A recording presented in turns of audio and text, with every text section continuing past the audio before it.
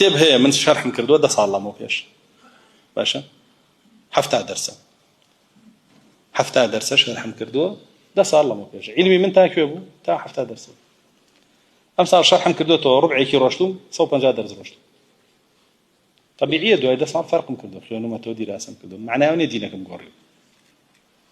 اشتي زور اسالي وظيفه فرمي شلون كابرا برسياري لك قالت شلون بزعم توشي فيت نبو وبرسياري لك شلون بزعم توشي فيت نبو امنا خوشيه قلت ميتي فرمي فانظر طبعا شيخوك الى ما كنت تحسبه دينا اليوم يا حلالا اليوم هل اصبح حراما في الغد طبعا شيخوك بزانا او شتي امره بدين يا زاني او شتي امره بحلال يا زاني بياني لا دواي لي دين نبي ها حرام به ما توشي فيت نبي اگر وعيت او توشي فيت نبي بعكسي شو او شتي كامره بحرام زاني بياني واولي لا حلال به دين نبوه بياني واولي دين به لا فرمي اگر وابي او توشي فيت نبي چنك زيوا باشا طبعا اما لنزعني انا لدواعي له بقور ياو لدواعي له جاب بهاني شي بينيتو فتوى ببي زمان قوري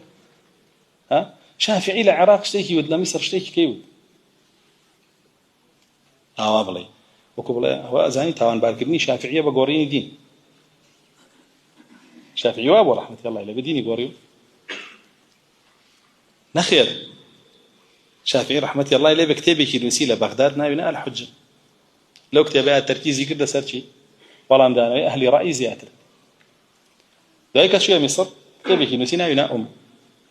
تركيزي كده سرشي والله مدانوي عامي مذاهب كانوا تسباندني مذهب حق لا فرمي رازي مني بحجه فتوابا ونوبا فتوابا شنك فراوان تلو باش تلو قولت له اشتي زور طبيعي عمل كتاب هي من شرح مكردو ده صار الله مو فيش باشا حفتها درسه شرح مكردو ده صار الله مو فيش علمي من تاكي ابو تا حفتها درسه امثال شرح مكردو تو ربع كيلو رشتم صوب جا درس رشتم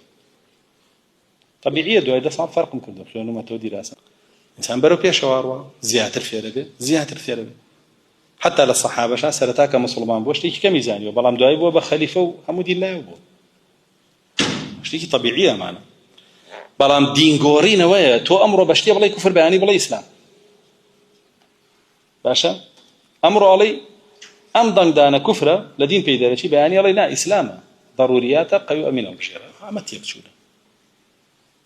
اما شلون غوري ام كفر ايمان يعني بو كفر ايمان ببيسر دم غوري كفر ايمان ببيسر دم نا غوري باشا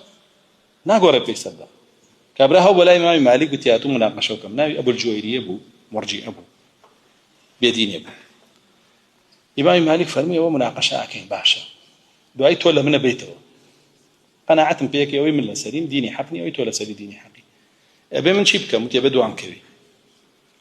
تي باشا هيك كتريه بهردك ما الله ور المناقشه تانكين رازي بينو مناقشه لقلاكين ليه ما نباته شيبكين تهردك ما دعاء وكوي ولوتي يا هذا دين الله واحد وأراك تنتقل من دين إلى دين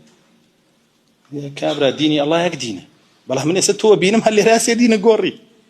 لم تجيبوا أو لو تجيبوا أو بس هل يقدين به باشا وهذا داركم أمره دين قورين زور أسان بو كابرا يو في شكم شكم كلا بينا إسلام أن ربى توقي سرمو دو يتشي لها لو قسم بس تيجي دو أي خوي شو جاء كأواني ليبون كبدوش مني خوي زين دعاء يبان دامي كارا أنا دعاء يبان مشتري نبيه أو دي قورينا خلقي زور بمروج قارا أي بيني لا برورة قارا لا ورسول الله صلى الله عليه وسلم هوش داري دا يمسي مؤمنا ويصبح كافر ويسيرك عبد الله كري عمر وزار رحمة الله إليه بيفرموا لا يكونن أحدكم إمعا هيج كاس لا إيوة إمعا نبي وتيان وما الإمعا إمعا شيء فرميان يقلد دينه الرجل إن آمن وإن كفر كفر لا دينيا تقليدي بيابي كات كلا سردمي خويا عجي اي تراو إيمان دار بلا قال إيمان دار بي وكافر بلا قال كافر بي شيء تاني معي واهي يعني سكابرا أو شتي بكفر زاني وامره بياني دي كابا إسلام تولى هردو كادواي كوتي إستو كي مسلمان بيكي كافر بيعور بيمبلا ها أوي كيسا أمره كفر دوين إسلام نبو با استو دوين كافر بيا مسلمان أو بيمبلا ليه دور جراو دينيانا أما جاكورا بياني يجبت باشتي كترو باشترم هنا ولا بوتا كمان دينا وريق لاي ما نقرأ كمان دينا جابوا براسي أقداري خوتان بني إما عم بن إيوا دعواتان لك راوا دينكتان لسيشد ورقر هذا سيشت هدايتان قرآن حديث رباط صحابة كان مروا بو خلق أقر تو أو سيشت شارزابي جولا من بقري كمن لما لو سيشت جولا منيش ناكري يزاني منيش لما خوغر من لادم تو بي نزاني وبدوا ما بي قرم كر بسرد وبردميت بشار زابي الدين بزاني رسول الله صلى الله عليه وسلم فرمى طلب العلم فريضة على كل مسلم ومسلم دا أخوازي زانس فرز لسلها مو مسلماني كليل ومو مسلماني كمين تو أبي بزاني كفر شيء ما شيء التوحيد شيء السنة شيء نفاق شيء شرك شيء أبي معنا بزاني طاعة شيء معصية شيء أبي مش أنا بزاني تقوى شيء فجور شيء أبي معنا بزاني معنا مصطلحات لكن لدينا كتا أساسا ما بالله كان جاكي تو بتعبد لهم سردمي كسردمي شيء هالقرانوي ضل كان سردمي هالقرانوي ضل كان أمشوا يبيني لقلتها برادت دوسته شيء وماله قرتين دجمنت أمره يبيني لسلو منهجه حق دفاعي ليك شيء وماله سيلك تجي بس